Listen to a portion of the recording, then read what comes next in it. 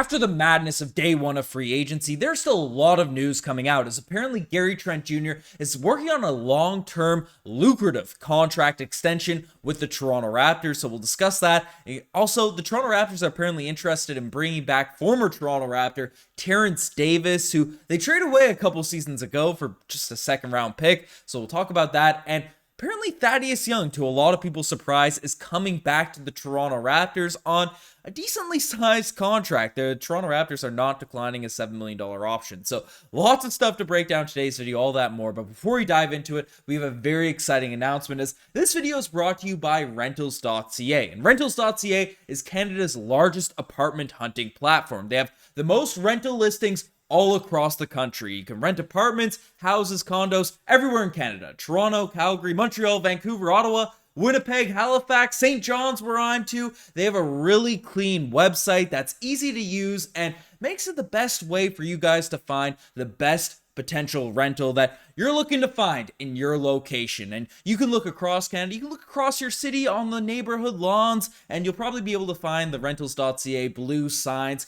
in your neighborhood, in your city. So shout out to Rentals.ca. The link to their website is in the description down below. If you want to support this podcast and the Toronto Raptors coverage we've been giving, definitely check them out, as they're a great partner to the Raptors Digest and just some great folks over there. So definitely check them out if you're looking for any type of rental at Rentals.ca. And, Rentals.ca folks, they're big Raptors fans, as are we, and it was an electrifying day one of free agency, and it looks like it's going to get even crazier, as apparently there's a lucrative extension incoming for Gary Trent Jr. And this is coming out from Chris Haynes, who, yes, has certainly hurt his reputation in the past couple of weeks, dropping news that Chris Paul was waived by the Phoenix Suns when that ended up not being the case, and he was traded away to the Washington Wizards, now the Golden State Warriors. So that was a little bit confusing coming from Chris Haynes, but he's still one of the highly regarded reporters across the NBA, has his insiders, has all those types of things, and now Chris Haynes is giving us some little insights, giving us some little juice regarding Gary Trent Jr. and his future with the Toronto Raptors. So basically, Chris Haynes, that lucrative word wasn't thrown out there for no reason. It wasn't just a random superlative, as basically the Toronto Raptors and Gary Trent Jr., with CEO of Clutch Sports Rich Paul and his and agent Lucas Newton, are working on finalizing a lucrative multi-year extension, to bring back Gary Trent Jr. long-term to the Toronto Raptors. So that's pretty interesting. Now, Fred VanVleet just received an absolutely insane contract. Yesterday, news came out that Fred VanVleet's going to be making like $43 million per year for the next 3 seasons. So Gary Trent Jr. now might look at that and say, hey, sure, the Raptors brought in Dennis Schroeder, but I'm now the lead guard. I'm the lead bucket getter for the Toronto Raptors backcourt. He sees an opening. He sees that the Raptors are a little bit thin now at the guard positions, and knows this is an opportunity for him to sort of step into a role back as a starter, because he wasn't really a starter at the end of last season. We dealt with a lot of injuries, so he started most of the games. But once we acquired Jakob Poeltl and the entire unit was healthy, Gary was the 6th man. He's looking at this opportunity in Toronto and saying, hey, I can take advantage of this, because he loves the city, apparently. His dad always talks about how he likes being in the Toronto Raptors organization. He likes how they appreciate him, loves the fans, all that type of stuff. And Gary's just an amazing player. I mean, like 17 points per game, 2.6 rebounds. He gets you buckets. He knocks down threes. He's one of the only guys on this roster.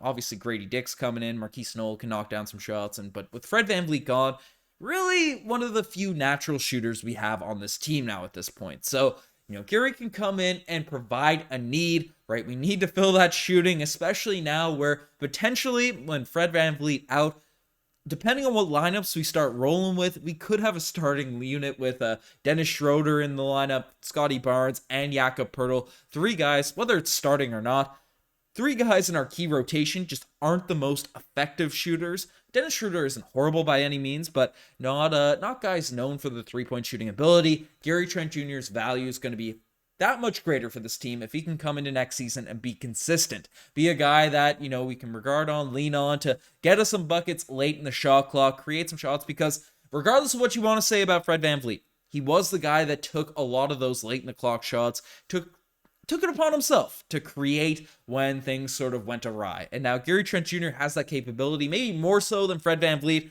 so he's really going to need to take advantage of it. And he sees that opportunity with the Toronto Raptors. The Toronto Raptors see probably a time where they can buy a little bit low on Gary Trent Jr. Now, with the words lucrative contract extension, who knows what type of money that will be. But if Fred VanVleet's making $43 million per year, I won't be shocked at any type of money getting thrown out there. No shade thrown to Fred VanVleet.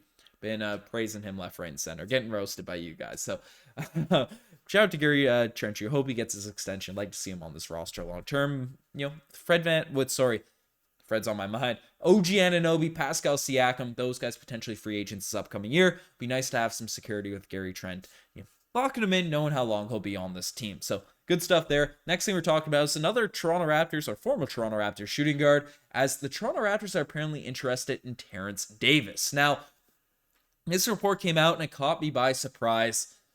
I was pretty shocked to see this report that came out. Basically, news came out that Terence Davis has received interest from the Boston Celtics, Milwaukee Bucks, Dallas Mavericks, and the Toronto Raptors. League sources have told HoopsHype Terence Davis averaged 6 points in 3 seasons, or 8.6 points for 3 seasons with the Sacramento Kings. And, just in his most recent year, Terence Davis had a really solid season in Sacramento, right? 7 points, 2 rebounds, shoots 37% from the 3-point line, 42% from the field. And the stats aren't that crazy, but he was in a very, very deep guard rotation in Sacramento. I mean, they had De'Aaron Fox down there, Kevin Huerter, Malik Monk, all these guys playing similar positions down there in Sacramento. It's tough to sort of get that opportunity, get the bunch of minutes where you can consistently show up and get yourself some buckets. But Terence Davis had some big moments, even in the playoffs. He's extremely athletic. He can knock down some shots. He can dunk at the rim really well, and was a player I absolutely adored in his first season with the Toronto Raptors. Now, in his second year, right, when expectations were high, I believe that offseason coming in had some domestic issues going on. It led to the Toronto Raptors essentially cutting ties with Terence Davis, trading him away to the Sacramento Kings, and that paired alongside, he was just a shell of his rookie self during the start of his second season with the Toronto Raptors. So Masai Ujiri and the team just cut ties with him, sent him out to Sacramento. He ended up rejuvenating his career a little bit, but given how weird things ended with the Toronto Raptors, I'm just surprised the team would even be expressing interest in him at this point. He does fill a need in the sense that the Raptors do need a guard now. We brought in Dennis Schroeder, but Terence Davis is a guy that can knock down threes. He's a more fluid shooter, right? He's athletic and has a lot of potential. Being a young guy, showed a lot of promise with the Raptors. So, Masai's always liked his game, the off-the-court stuff. We'll see if they can get over it, but TD2, as a basketball player, would definitely be a cool fit for the Toronto Raptors. I've said that a bunch. If TD was just continued his rookie year trajectory. I mean, he was an all-rookie second team, I believe, so has the talent for sure. Could potentially be an interesting fit. But the next thing we're going to talk about is Thaddeus Young back with Toronto. Now, this one is a little bit confusing because Thaddeus Young is a guy that at the end of last season was not making a lot of, getting a lot of minutes, getting a lot of burn, getting a lot of run, and the Toronto Raptors kind of did him dirty as well by benching him for the end of the season where he didn't get his contract guaranteed, or he didn't get any bonuses because I forget how that specifically worked, but he was sent to the doghouse. He was living in the Nick nursery to close out last season, and part of it could be Nick Nurse just being a little bit tight on rotations, not being that good. And, the chatty Thaddeus Young we acquired for Goran Dragic that was solid his first season with us, just didn't look the same. His lack of three-point shooting really hurt the squad when he was out there in the lineups this previous year. So a lot of people expected us just to not pick up that $7 million option that he was sort of, the Raptors could have waived him for, and, wasn't guaranteed or anything like that. 12 p.m. tonight, Eastern time, or I'm recording this, it's going up tomorrow, but basically Eric Kareem breaks it all out, saying it's midnight, and there's no sign the Raptors are waiving Thaddeus Young. He'll make $8 million this season, which the Raptors obviously believe he's more valuable for potentially matching salary and saving $7 million and opening a roster, than matching salary and then saving, my goodness gracious, Thaddeus Young. He'll make $8 million this year, which the Raptors obviously believe is more valuable for potentially matching salary than saving the $7 million and opening up a roster spot. The final numbers on contracts remain to be seen, but this gives the Raptors 13 guys under contract with about $9 million left below the tax, so not including Wieskamp or any of the two-way guys. So that's interesting, right?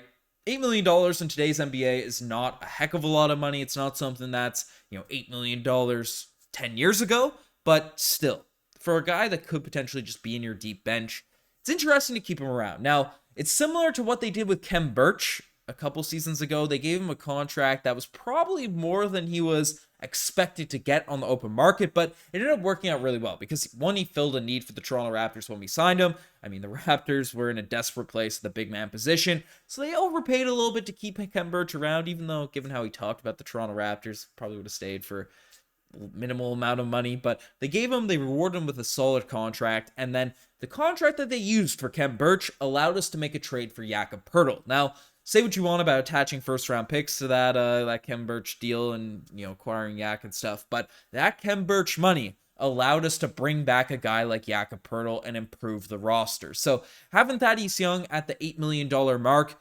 yes, it might be dead money. Thad could potentially turn around his career, I guess, but he's an older guy, not to turn around. He had an amazing NBA career for a role player, but, get back on the roll with Darko Rajakovic out here, fixing up his offensive schemes, letting Thaddeus Young run wild in the mid post rather than just spotting up in the corner.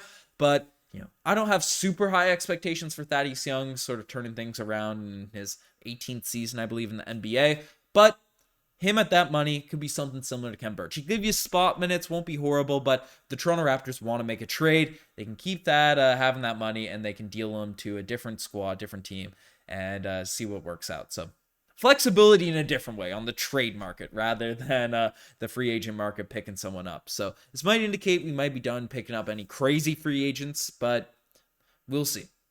Lots to be done for the Toronto Raptors now at this point. And the final thing we're discussing in this video is Dalano meeting with the Boston Celtics. Now, we briefly touched on this in the live streams yesterday, but Dalano Banton, we talked about this fully. His qualifying offer wasn't extended by the Raptors, so he's an unrestricted free agent.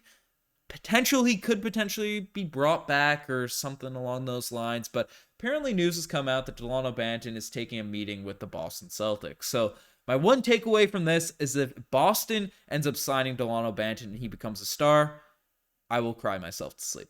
That's all I have to say about that. But you guys are the best for making this far. Subscribe to the channel if you guys haven't already. Lots of Toronto Raptors coverage. News has been coming left, right, and center, so we've been trying to cover it all as fast as possible. Deliver to you guys and hopefully have a bit of fun on the way.